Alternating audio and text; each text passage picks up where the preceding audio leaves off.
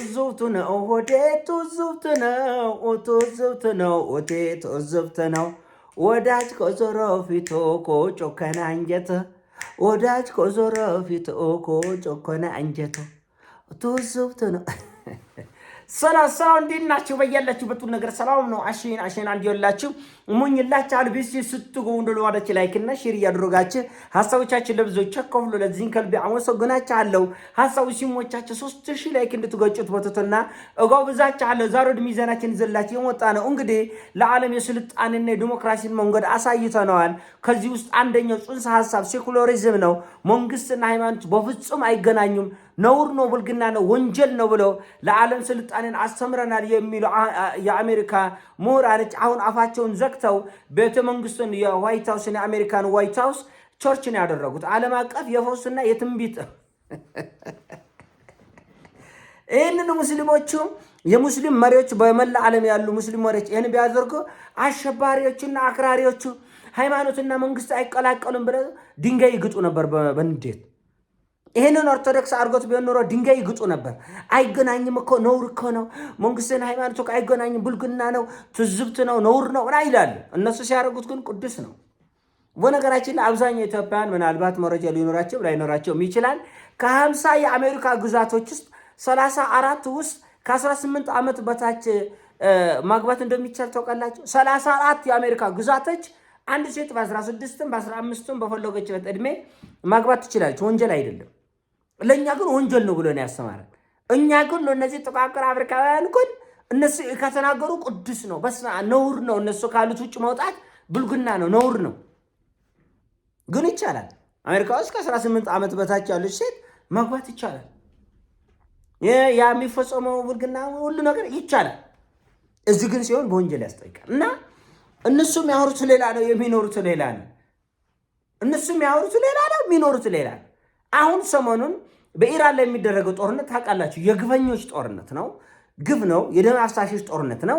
እንደምታውቁት ኢራን ላይ ይሄ ሁሉ እሳት የሚዞንብበት ምክንያት ምንድነው? እኛ የታጠቅነውን መሳሪያ ኢራን መታጠቅ አትችልም። በቃ ሌላ ምንም ነገር የለም። እኛ 5200 ኒውክሌር ቦምብ ይዘናል። ኢራን ግን አንዲት ፍሬ እንኳን መያዝ አትችልም።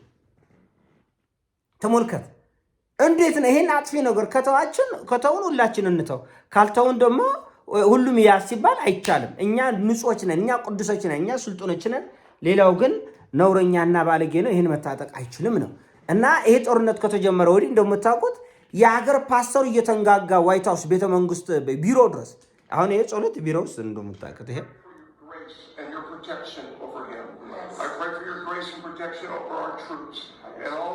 ተመልከት። በቃ አንዱ ዝም ብለህ ካየው ስለምታውቁት ድጋሚ አዲስ ነገር ስላለ ምንም ማሳያችሁ ነገር የለም። ግን በጣም ነው የሚያሳፍረው፣ በጣምም ነው የሚሰቆጥጠው። እና ያ እፍረት የላቸውም። የፈለጉትን ነገር ሲያደርጉ እነሱ ሲያደርጉት ሁሉም ነገር ቅዱስ መሆኑ በጣም የሚያስደንቅ ነው። እና ይሄ እንግዲህ ተመልከቱ።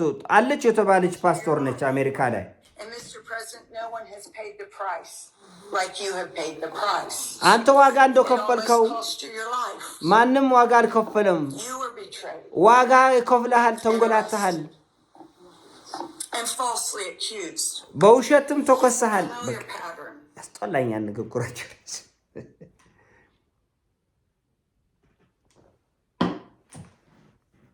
ተመልከት እንግዲህ እየተከሰሰው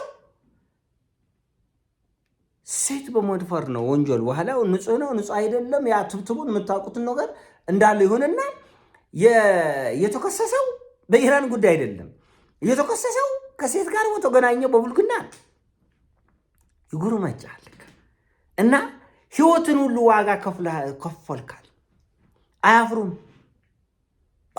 ሲዋሹ አያፍሩም። መንፈሳዊ ካባ የለበሰ ተኩላ ሲያጎበድድና ሲያሽቀብጥ አሽቄ ፕሮማክስ አጎብዳጅ ፕሮማክስ። ሃይማኖት ውስጥ የተደበቀ ሰው አያጎብድድ። የትም በዓለም አታገኙም እንደዚህ ያለው አጎብዳጅ በዓለም። እና እንዴት ነው ይሄ? የግፈኞች ጦርነት ነው። ሊቢያ ምን አድርጋ ነው የፈረሰች? ይሄ ሁሉ ፓስተር ያውቃል። ካድሬ ነው ቁጥር አንድ ከካድሬ በላይ ቁጥር አንድ ካድሬ ነው። ቪአይፒ ያላቸው ካድሬዎች እውነታው ጦፍታቸው አይደለም። እውነታው ከነሱ አልተሸሸገም። ያውቁታል። እያንዳንዱ ኢራቅ እንዴት እንደፈረሰች እዚህ ውስጥ የምታየው ፓስተሩ በሙሉ እዚህ ውስጥ የምታየው የሃይማኖት ሰው በሙሉ ሊቢያ እንዴት በግፍ እንደፈረሰች ኢራቅ ሁሉ ውድመት ከወደመ በኋላ ካሳ እንኳን አልተሰጠም። አውዳሚ መሳሪያ አለ ብለን ገባን። የለም። አይጎርምም? በስመ አብ። ኖራቸው ጥግ የለው፣ ኖራቸው ሎከት የለው፣ ኖራቸው ይሉኝታ የለው። አሁን አምና ፍራንክሊን ግራሃም የሚባል ፓስተር ኢትዮጵያ መጥቶ ነበር፣ ታስታውሱ እንደሆነ። እሱ ምን እንዳለ ትጎረማላችሁ። ምን እንዳለ ስትሰሙ በጣም በእርግጥ ሰምታችኋል። እናንተ ምን አዲስ ይነገራል? ግን እንደው ግን የአሽቀነታቸው ጥግ ነው እንድናይ የፈለኩት። ተመልከት። እንጸልይ ነው የሚለው። እንጸልይ። ታዘቡ ብቻ። አባታችን በመጽሐፍ አስቴር ላይ እንደነገርከን እነዚህ ፐርሺያ ኢራኖች የሚባሉ እያንዳንዱን አይሁዳዊ ልጆችንም አዋቂዎችንም ሁሉንም በአንድ ቆን ይጨፈጨፋል። አንተ ግን አስቴርን አስነሳ፣ አይሁድን ሕዝብ ለማድወን።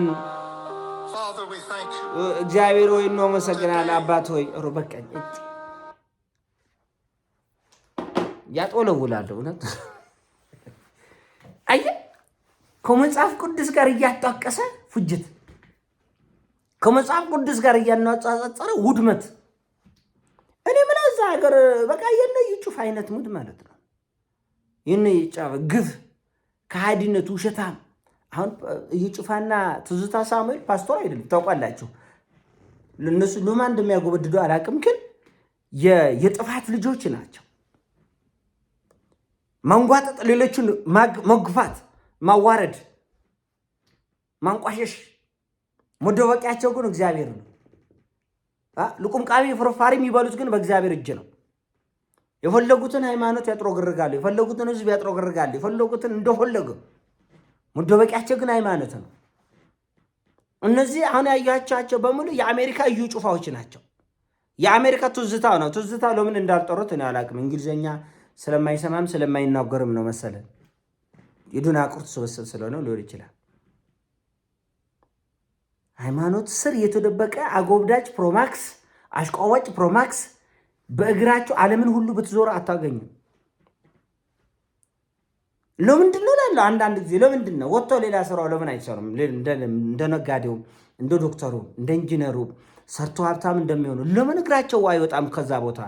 ለምን ከማጎብደድ ይልቅ በላባቸው እንደምታውቀው ሹፌር በለው በረሃ አቋርጦ አፈርደቼ በልቶ ጠዋት ወጥቶ እስከ ማታ ነው እንጀራ የሚበላው። ዶክተር በለው ከጠዋት ወጥቶ እስከ ማታ አፈርደቼ በልቶ ነው ዶክተር የሚበላ። ኢንጂነር በለው ማን በለው ሃይማኖታዊ ሰው ግን እንደምታውቁት ከሰኞ እስከ እሑድ አገልግሎት የለም። ታውቃላችሁ፣ በየትኛውም ሃይማኖት በሳምንት 2 ቀን 3 ቀን በፈረቃ ነው የሚያገለግሉት። ከዛ በተረፈ ፈታ ብለ መኖር ነው። አትሸከም፣ አትወጣ፣ አትወርዳ፣ አትዶክም። በቀላሉ ምድር ላይ የሚበላ እንጀራ ቢኖር በመንፈሳዊ ካባ ተደበቀ በሃይማኖት ቦታዎች ላይ በማገልገል የምትበላው እንጀራ ነው። 4 ነጥብ እና እንወራደ። የትኛው ሃይማኖት ነው ከጠዋት እስከ ማታ ወጥተህ የምታገለግልበት? የለም። የሆነ ሰዓት ታገለግላለህ፣ ወደ ቤት ሂደፋት አስትትላለህ፣ የሆነው ሰዓት ሲደርስ ትመጣለህ። እንደዛ ነው መንፈሳዊ እንጀራ። ለዚህም ይመስለኛል ትንሽ ወደ ማጎብደድ የሚቸኩሉ አንዳንዶች ስቆጥጣ እና የሆነ ሆኖ በተለይ በዚህ በኢራን ጉዳይ ላይ እንደምታውቁት ይሄ ጦርነት በግፍ እንደተጀመረ ዓለም ያውቃል። ኢራን ውስጥ ጦርነት አላስነሱም፣ ማንንም አልወጉም። እኛ የፈለግነውን መሳሪያ እንይዛለን፣ እናንተ አርፋችሁ ቁጭ በሉ ነው ዋናው ጥያቄ። አርፋችሁ ቁጭ በሉ። ቁጭ በማዕቀብ እናሽመደምዳለን፣ እንገርፋለን፣ በማዕቀብ ወገባችን ቀነጥሳለን። ቁጭ አርፋቸው። እኛ የጠላነው ምድር ሁሉ ትጥላው ነው። ማዕቀብ ማለት እኮ ይሄ አይደለ? ሌላ ትርጉም አለው? ትርጉም የለው። ኢራን ጋር ለምሳሌ አሜሪካ እኔ ገበያ አላረግም፣ በቃ ከአንቺ ጋር አልገበያይም አይደለም የምትለው።